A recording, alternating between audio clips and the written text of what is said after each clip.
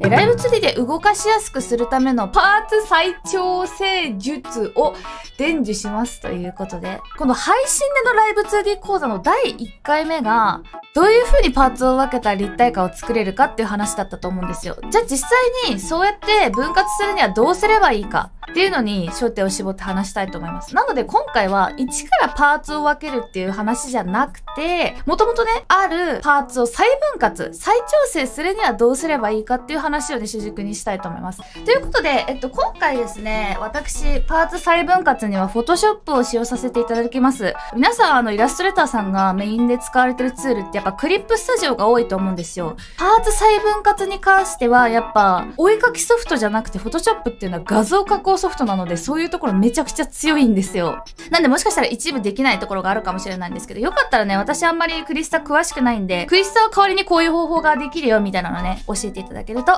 嬉しいです。一番よくあるパーツ再分割しなきゃいけないのって、線画と塗りを分離することなんですよ。どういうことかっていうと、例えば18号さんの、このね、原画だと、輪郭の線画と、顔の頬がちゃんと分かれてるんですよ。こうなってると何がいいかっていうと、こんな感じで髪の毛をね、外すと、影がありますね。この影がちゃんとね、こんな感じで房ごとに分かれてるんですよ。これ房ごとに分けてさらにはみ出ているので、線画を上に置いて、一番下にベタ塗りがあって、間にね、影をこんな感じでサンドイッチすることで、後で髪の房をね、綺麗に動かせるっていう風に、とても綺麗なね、作り方をされている。ただ、私のモデルはじゃあどうか。影1パーツだし上手なんでやらなくてもいいんですけど、例えばこの影が通常で、まあこんな感じで、本当に、2、3年前に作った原画なので、全部ね、色がそのまま、線画と結合されちゃってるんですよ。じゃあこれをどうするか。ライブ 2D モデラーさんならもうすでにやられてることなんで、これは初級編なんですけど、こんな感じです。こんな感じになってました。じゃあこれを線画と塗り分離させるにはどうしたらいいかって話ですね。ここで顔っていうレイヤーがありますね。私はまずこれをコピーします。同じレイヤー、全く同じレイヤーを作ります。で、これ今どうやってやったかっていうと、オルトキーを押しながら、ドラッグすると簡単にコピーできるんだ、フォトショーって。これ楽なんでよかったら覚えてください。で、コピー源のやつ一回消します。パスツールね。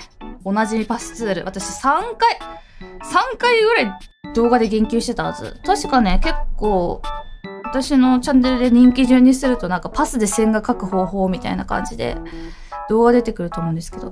で、パスツールはね、ここにあります。このペンをこんな感じでビヨーンって伸ばしていくと、で、はい、全部つなぎましたってなったら、今回ね、まず線画を分離したいので、右クリックするとこういうのが出てきます。これの、選択範囲を作成。1、2、3、4、上から4番目を押します。そうすると、こういうのが出てきます。これそのまま OK 押してください。押すと、今作ったやつは選択範囲が取られました。こんな感じで。あとはこれを、で、リードキーで消すだけ。で、この状態だとね、ちょっとこの、縁の、ピンクのとこが残ってる。別にね、このままでもいいんですけどね。まあ、ちょっとだけ削りましょうか。これね、実はですね、これ全部消さなきゃいけないと思うじゃないですか。ちょっとだけ残しといた方がいいんですよね。はい。こんな感じで十分なんですよ。なんでかっていうと、顔にね、影を上向いた時とかに、横向いた時とかにさ、で、昔やってたんだけど、今はやってないんだけど、こんな感じでさ、影を入れるみたいなね。こと知ってらっしゃる方も多いと思うんですよ。こんな感じで。こうやって。これ今さ、ライブ 2D 中だとすごい綺麗に色出てると思うんですよ。このまま一回ライブ 2D に読み込んでみますね。今描いた影が、こんな感じあると思うんですけど、じゃあこれ顔にクリッピングしますね。わかる？ちょーっと縁残ってるのわかりますかね？こんな感じで。ちょっと縁黒くなってんのわかる？これ、フォトショップだと、イラストソフトだと、こんな感じで、全く縁残ってないんですけど、これがライブ 2D だと、ちょっと残っちゃう。これに結構悩まされた方も多いんじゃないでしょうか。これね、もうね、こういう仕様なんですよ。これに関してもね、なんか、原理をね、解説してる方もいらっしゃったんですけど、まあ、簡単に言うとこれ仕様です。じゃあ、これ今さ、線画の上に乗せたけどさ、これさ、私のお顔って結構影もしっかり入ってるけど、ベタル塗りの場合も多いじゃないですか、こんな感じで。これ、オルトデリートで塗りつぶしただけ。このレイヤーをコピーして、オルトデリート。ここにね、透明度6っていうのがあるんですよ。こんな感じで。その状態で塗りつぶしボタンを押すと、綺麗に塗りつぶしてくれる。これクリスタでも簡単にできると思います。で、その上に線が重ねると、ちょっとだけね、はみ出てるとこあると思うので、そこをこんな感じで削っていく。こんな感じで。こんな感じの輪郭多いですよね。ここにこのさっきの影を入れてみる。こんな感じで。イラスト上だと綺麗に見える。じゃあ、ライブ 2D 上だとどうでしょうか。こんな感じで。今年では問題なく表示されてたんだけど、肌色がちょっと残っちゃうんですよね。こんな感じで。これの何が問題かっていうと、上を向いた時とかに、顎をね、マスクで、線画を隠すとかよくあるじゃないですか。見えるかな？こんな感じで、マスクで、顔を隠すみたいな。顔の線画を隠すみたいなことを上を向いた時とかによくやるじゃないですか。そういう時にね、わかるから肌色見えちゃうんだよね、こんな感じで。こう。これがね、ちょっとよろしくないんですよね。まあ、違和感ありますよね、こういうのは。なんで、まずはその線画をね、上から重ねた時にこの肌色が見えないように、線画はね、ちょっとピンク少しぐらい残ってても全然いいですよっていうのが一つ。あとは、私的には、この影は分けなくていいんじゃないかなと思うんですよね。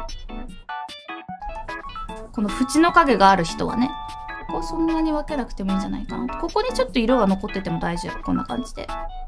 実は分けすぎることで顔はちょっと不具合が出てくる可能性もある。これで大丈夫ですね。で、この上にこういう感じで乗せるでしょ？線画を。そしたら、さっきみたいにまたピンクがちょっとはみ出てるとこあるんで、それ削る。これで OK。グラデーションがあって、こういうなんか、境界が出ちゃったみたいなことあるじゃないですか。まあ別にね、今回見えないとこなんでいいんですけど、見えるところでこうなっちゃったらどうしようっていう時は、ぼかしツールでぼかしてやりましょう。で、ぼかしツールなんですけど、クリスタだったらいいぼかしツールあるんだけど、フォトショップだとね、元々のぼかしツールが全然ボケねえんだよね。頑張ればボケるかな。何回もやらないと綺麗にボケないんだよ。だから私指先ツール使ってます。まあね、指先ツールのブラシ設定の散布ってところを、こんな感じで数をね、2とか3とかにして散布を少しね、上げてやることによって、このブラシの形状がこのブララララララララって、すんごいモヤモヤになるんですよ。で、ブラシ先端のシェイプを、エアブラシのすごいボヤボヤってぼやけたブラシにしておいて、散布のところの数をいじってやる。こうすることで、こんな感じでめっちゃ綺麗にボケるんですわ。こんな感じで。これぜひ使ってみてください。こんな感じで線画を分離しました。この上からね、もともと影があるところに同じ色の影を置いてみよう。そしたらどうなるか。線画だけ消して影とか全部残ったままのやつと線画と、あと影ね。この影を、この縁の影だけついてるベタレイヤーに塗ってみるね。するとどうなるか。こんな感じで、さっきみたいに肌色見えないっしょ。まあ当たり前なんだけどね。当たり前なんだけど、見えません。これが肌色だと見えてしまいます。縁の影をね、もしつけてらっしゃる絵柄の方だったら、それは消したり別レイヤーにしなくてもそのままでも結構綺麗に見える。こうやってね、顔の輪郭は作るといいですよって。で、じゃあもともとベタレイヤーなんだと。横とか向いた時に影入れたいんだと。どうしてもそうしたいんだと。肌色だけしかないやつにも肌色をね、残さずに影を落とすにはどうしたらいいかと。こういうベタ塗りパーツの場合でも、少しだけね、少しだけこの縁に、こんな感じで、影色を入れてやることで、さっき言ってた肌色問題解決するんですよ。クリッピングでね、影を落としたいんだけど、なんか縁に変な色が出ちゃって困るっていう人は、こんな感じ。本当にね、線画で隠れるぐらい。ちょっとだけね、影の色を入れておくと、こんな感じで、ちょっとだけ影の色を入れておくと、肌色が見えなくなるんですよ。だから、この状態で、マスクで線画消しても、肌色が見えなくなるので、うまく立体感つけられると思います。これでよかったらぜひ真似してください。次がですね、分離するときに、要は、定山になってる影をどうするかっていうお話なんですよ。この模様をちょっと分けてみましょうか。これ皆さん分けてくださいって言われて分離できます？この薄い模様の部分。見ていただくと分かると思うんですけど、めちゃくちゃ影とかがね、定山で乗ってるんですよ。めっちゃめんどくさそうだよね。これを頑張って今から分けてみますね。これもね、分けた方がいいっていうのは、モデラーの皆様ならおなじみだと思うんですけど、まあ普通に考えたらこう、一個一個こうやって消しゴムで消してって。私がね、よくやってる方法。まず先ほどと一緒。レイヤーをコピーする。先ほどの応用ね、レイヤーコピーして、元レイヤー消して、まずですね、完全にベタ塗りにしてしまいましょう。そして線側は残します。完全にベタ塗りになりました。いきますよ。ここにですね、まず、新規レイヤーを作ってクリッピングして、そして今塗ったベタ塗りレイヤーを被せてしまいます。こんな感じで。それでですね、このレイヤーの合成、見えないこんな感じなんですよ。やばくないですか？めっちゃレイヤー合成モードあるんです。これ、オーバーリーと、カサッと定山以外どうやって使えばいいんだって思ったことありません？特にこの下の方のこの差の絶対値とか、何に使うんだって思ったことありません？これのですね、定山というのを選んでみてください。定山というのを選びますとですね、ほとんどわかんねえちょっと待って。しくった。元の色がほぼ白だからわかんねえじゃん、これ。でもちょっと色変わってんのわかる？これ。ちょっと色変わってんのわかる？これね、スポイトで撮ってみたらわかる。ここの色撮ってみるね。真っ白になってるんですよ。だからこれ完全に白い生地の上に乗っている影っていう状態になってます。この状態で一旦結合します。これで白い生地に乗っている影になりました。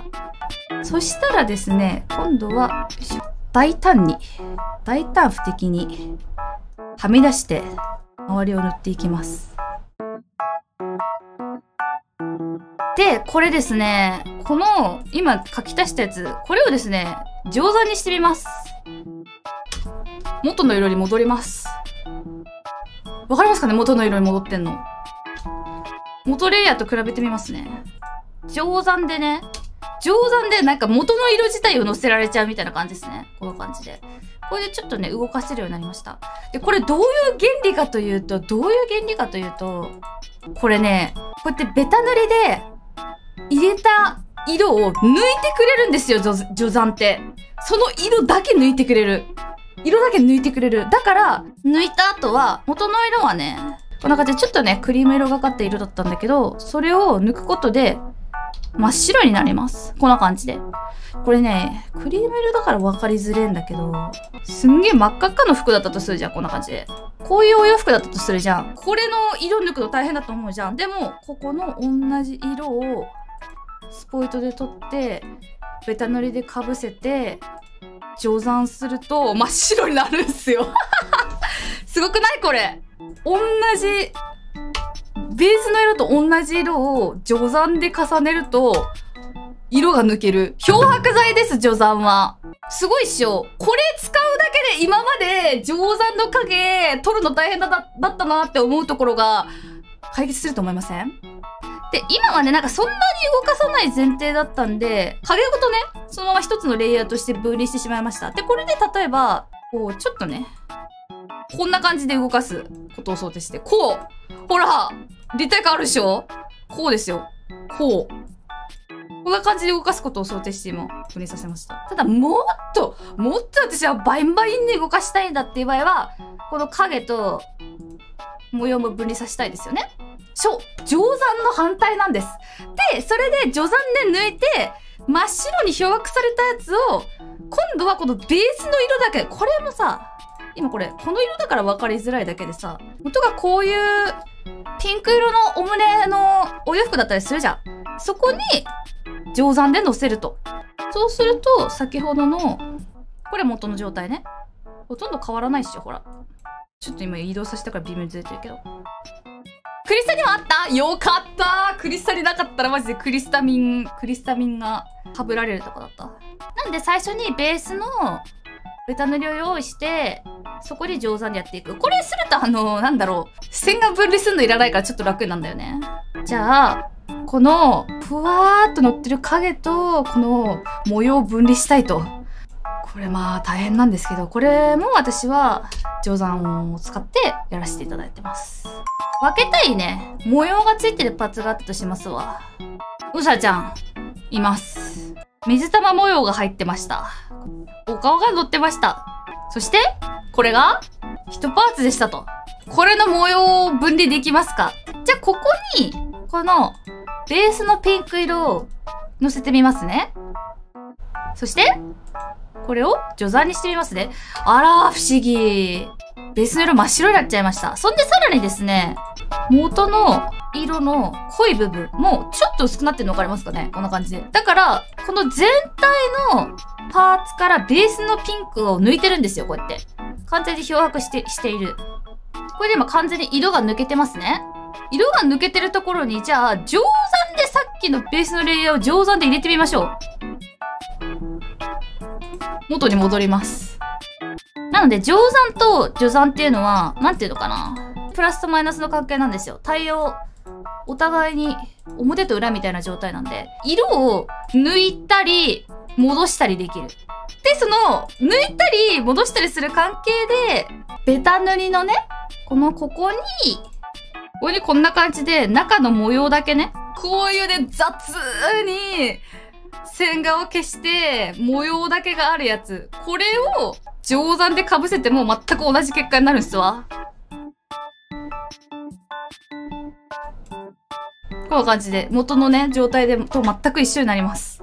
で、先ほどと違うのは、このうさぎちゃんは塗り足しがしてあるので、ちょっと立体的に動くと。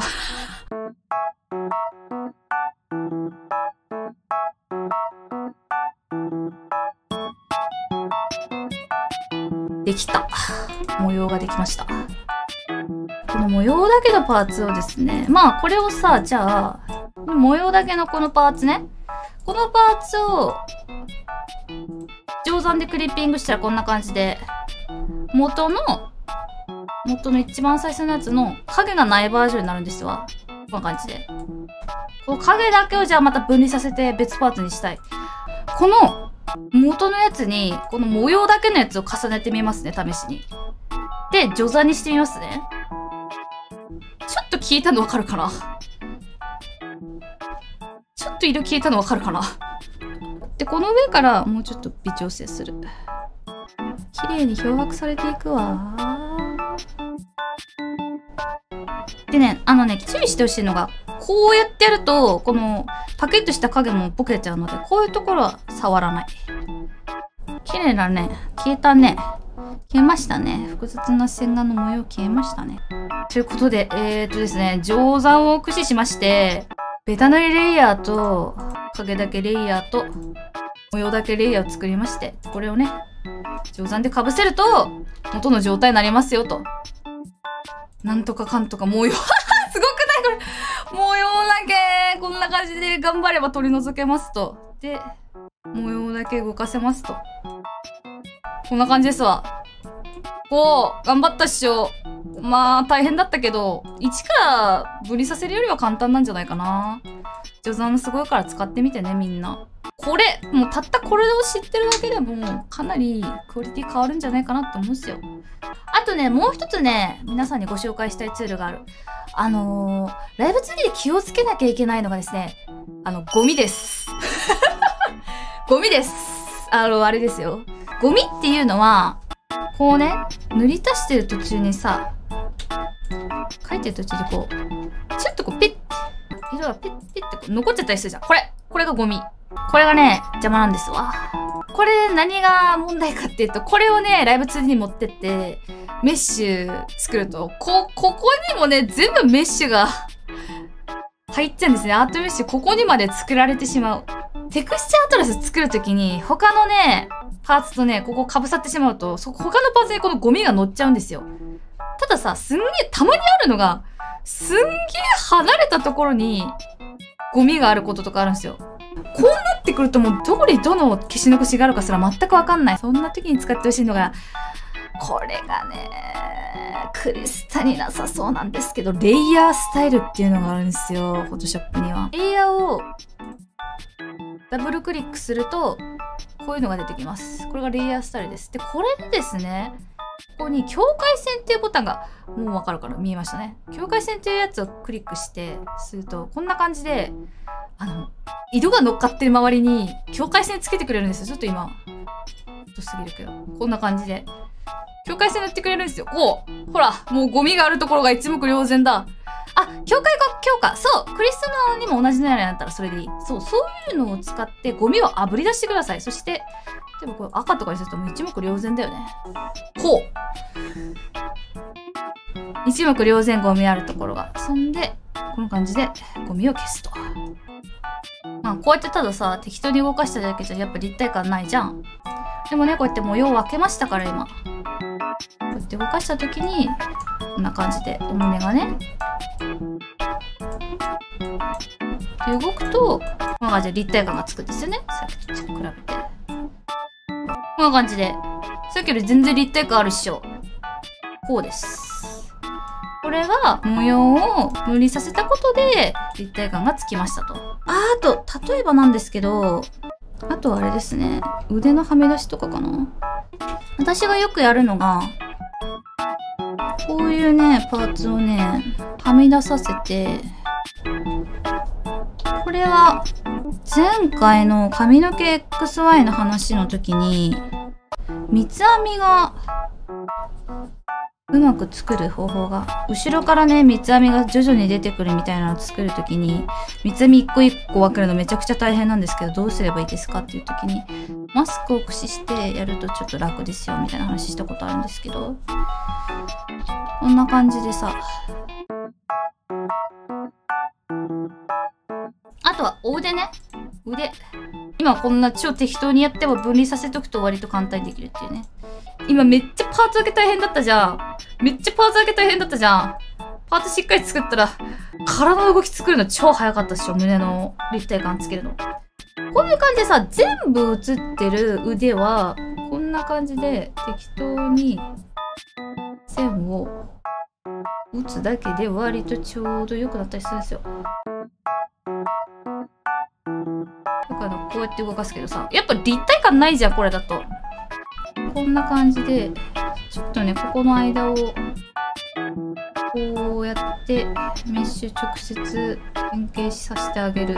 これを、コントロール+シフト+C を押して、動きをコピーして、それをこっちに動きの、コントロール+シフト+B で動きのブレンドをして、それで適応度をマイナス100にする。こうやって立体感つけるとね、こんな感じでほら、立体感つくんですよ、簡単に。こういう風になんだろう、ある程度、模様とかがね、しっかりちゃんと映ってるんだったらこんなんで簡単にいける。こっちはね、そうもいかないんですよ。さっきもね、さっき見た通り、元のパーツはさ、ここがさ、隠れちゃってたから。元はこんだけ、この状態だったんですよ。これだといくら、ここを引っ張ろうが、この後ろ側は出てくることがないので、はみ出して描いて、マスクを作って上に線画を重ねると。そんで、このマスクの、これをコピーして、これクリッピング入れてマスクの反転にすると、こいつに重なってるところが、これをね、太めの 0% にすると、こんな感じで消えるんですよ。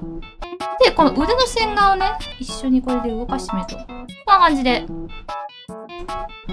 隠れたところがこんな感じで出てくるんですね。だからそれを使って、これで動いたときに、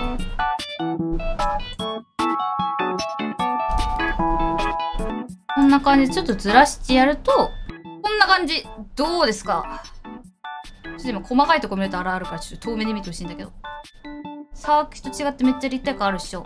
みたいなのをこのうまくね、はみ出して作ってマスクで消せばうまくできたりする。どう？パーツにこだわると立体感が出るので、まあ大変ですけどね、私が今日お伝えした序算とかね、パスとか、レイヤースタイルとか、境界とかね、そういうのを駆使して、パーツを分けていただければ幸いです。